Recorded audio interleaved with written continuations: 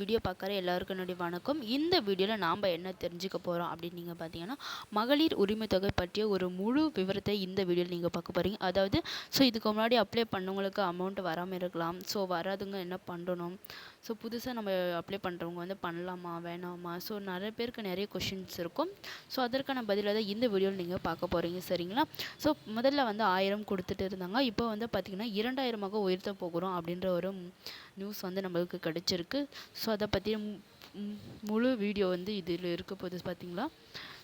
அதுக்கு முன்னாடி நம்ம சேனலில் போகிற வீடியோவை இப்போ தான், அதாவது டுடே லேட்டஸ்ட் நியூஸ் சேனலை இப்போ தான் ஃபஸ்ட் டைம் பார்க்குறீங்க அப்படின்னா மறக்காமல் நம்ம சேனலை சப்ஸ்கிரைப் பண்ணிவிட்டு பாருங்கள். நேரடி வீடியோக்குள்ளே போயிடலாம். மகளிர் உரிமை தொகை சேர்க்கப்படும் கூடுதல் பயனாளிகள் ஆட்சியர் அலுவலகங்கள் வந்து அதிகமாக பெண்கள் வந்திருக்காங்க சொல்லியிருக்காங்க. தமிழகம் முழுவதும் உள்ள மாவட்ட ஆட்சியர் அலுவலகங்களில் கலைஞர் மகளிர் உரிமை தொகை திட்டத்தில் தங்களை இணைத்து கொள்ள கோரி ஆயிரக்கணக்கான பெண்கள் தினந்தோறும் மனு அளித்து வருகின்றனர். சமீபத்தில் தமிழக அரசு வழங்கிய ரூபாய் 5000 மொத்த தொகை மற்றும் அடுத்த முறை ஆட்சிக்கு வந்தால் இந்த தொகையை ரூபாய் 2000 உயர்த்துவோம் என்ற திமுகவின் தேர்தல் வாக்குறுதி வந்து சொல்லியிருக்காங்க.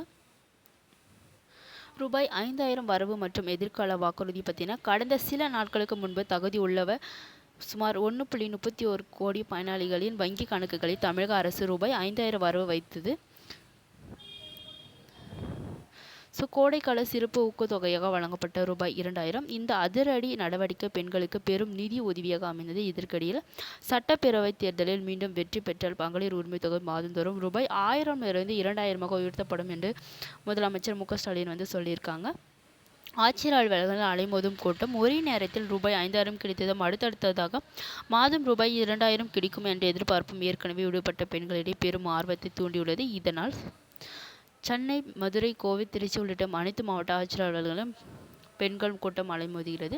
தங்கள் குடும்ப ஆண்டு வருமானம் ரூபாய் 2.5 லட்சத்திற்கு குறைவாக இருந்தும் நில வரம்பிற்கு இருந்தும் தங்களுக்கு ஏன் பணம் வரவில்லை என்ற கேள்வியுடன் ஆயிரக்கணக்கான மனுக்களை சமர்ப்பித்து வருகின்றனர். ரேஷன் கார்டு, ஆதார் அட்டை மற்றும் வங்கி கணக்கு புத்தகங்களுடன் காலை முதலே நீண்ட வரிசையில் பெண்கள் காத்திருக்கின்றனர்.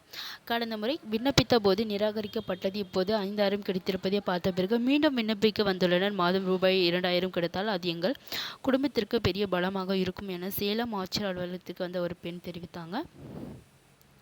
நிர்வாகம் மற்றும் அரசியல் ரீதியான தாக்கம் பார்த்திங்கன்னா இந்த திடீர் கூட்டத்தை சமாளிக்க சில மாவட்ட நிர்வாகங்கள் திணறி வருகின்றன.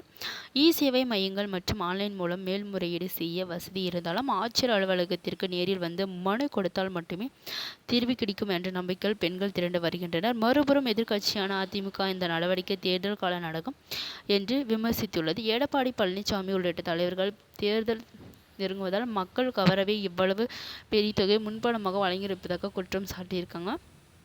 இது எப்படியோ 2026 தேர்தலுக்கு முன்பாக மகளிர் உரிமை தொகை தமிழக அரசின் மையப்புள்ளியாக மாறியுள்ளது. மாவட்ட ஆட்சியர் அலுவலகங்களில் காணப்படும் இந்த நீண்ட வரிசைகளை இத்திட்டம் எந்த அளவுக்கு மக்களை சென்றடைந்துள்ளது என்பதற்கு சான்றாக உள்ளது அப்படின்னு சொல்லியிருக்காங்க. இந்த வீடியோ உங்களுக்கு பிடிச்சிருந்தா லைக் பண்ணிவிட்டு ஷேர் பண்ணிவிட்டு மறக்காமல் லேட்டஸ்ட் நியூஸ் சேனலை வந்து சப்ஸ்கிரைப் பண்ணிட்டு பக்கத்தில் இருக்கிற பெல் ஐக்கனை கிளிக் கொடுத்து ஆள் கொடுத்தீங்கன்னா போது நம்ம சேனல் போகிற ஒவ்வொரு வீடியோ உங்களுக்கு வந்துடும் மக்களே.